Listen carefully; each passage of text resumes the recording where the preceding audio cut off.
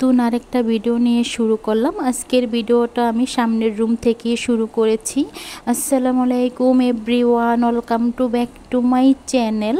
দূরে কাছে যে যেখান থেকে আমার ভিডিওটা দেখছেন, আশা করি আল্লাহর রহমতে সবাই ভালো আছেন, আমরাও ভালো আছি। নতুন একটা ভিডিও নিয়ে শুরু করলাম। এখন আর আগের মতো কোনো ভিডিও করতে পারি না।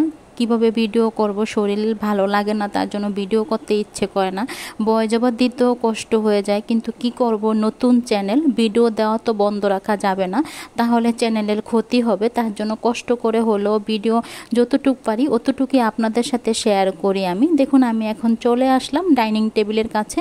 আমাদের সব কিছু ডাইনিং টেবিলে সাজিয়ে রাখা আছে, ভাত তরকারি সাথে ভর্তা। এক পদ ভর্তা তৈরি করে নিয়েছে, মরিচ ভর্তা তৈরি করা হয়েছে, সাথে বটবডি আলু দিয়ে মাছ রান্না করা হয়েছে, সাথে ভাত রান্না করে নিয়েছে। যেহেতু আমার আম্মা রান্না করে বাসায়, তার জন্য কোনো ক্যামেরা করতে পারে না, তার জন্য বললাম ক্যামেরাটা ফিটিং করে দিলেও কিন্তু আমার আম্মা ক্যামেরা করতে পারবে না, তার জন্য কিন্তু অফ ক্যামেরায় রান্না বান্না করা হয় আমাদের। চলে আসলাম রান্নাঘরে এসে একটু বাহিরের দিকে ক্যামেরাটা করে নিচ্ছিলাম। আজকে না অনেক রোদ উঠেছে, তার জন্য বাহিরের দিকে ক্যামেরাটা করতে পারছিলাম না রোদের আলোর জন্য। দেখুন মাঠটা কত সুন্দর লাগছে দেখতে, মাঠটা দেখতে না অনেক ভালো লাগছিল। আর সাথে আকাশটা দেখুন, আকাশটা কত সুন্দর লাগছিল। দূরে কাছে যে যেখান থেকে আমার ভিডিওটা দেখছেন, প্লিজ লাইক দিয়ে ভিডিওটা দেখা শুরু করবেন। আর যদি ভিডিওটা ভালো লাগে ভিডিওটা শেয়ার করে দেবেন, সাথে চ্যানেলটা সাবস্ক্রাইবার করে রেখে দেবেন।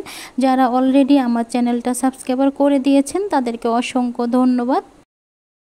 বন্ধুরা, আমি তো এখন ভয়েস ওভারটা দিচ্ছি, আপনারা ভয়েস ওভারে বিভিন্ন শব্দ পেতে পারেন। গাড়ির শব্দও থাকতে পারে, চিল্লাপাল্লার শব্দও থাকতে পারে, আবার বাইরে বাড়ির শব্দটাও থাকতে পারে। প্লিজ আপনারা ক্ষমা সুন্দর দৃষ্টিতে দেখবেন।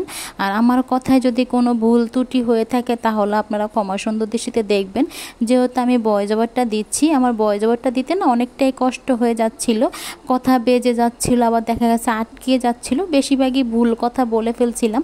তার জন্য বললাম প্লিজ আপনারা ক্ষমা সুন্দর দৃষ্টিতে দেখবেন। আমি এখন সামনের বারান্দায় এসে দাঁড়িয়ে আছি। সামনের বারান্দায় এসে একটু বাহিরের দিকে ক্যামেরাটা করে নিচ্ছিলাম। বেশি কিছু দেখা যাচ্ছে না, মেন রোড দেখা যাচ্ছে আর খালি জায়গাগুলো দেখা যাচ্ছে, সাথে কিন্তু গাছপালাগুলো দেখা যাচ্ছে। এগুলাই কিন্তু আমি আপনাদের সাথে ভিডিওর মাধ্যমে শেয়ার করি। আমার প্রিয় আফুরা ভাইয়ারা সবাই আমার জন্য দোয়া করবেন, যাতে আমি সুস্থ থাকি। সবাই আমার জন্য দোয়া করবেন।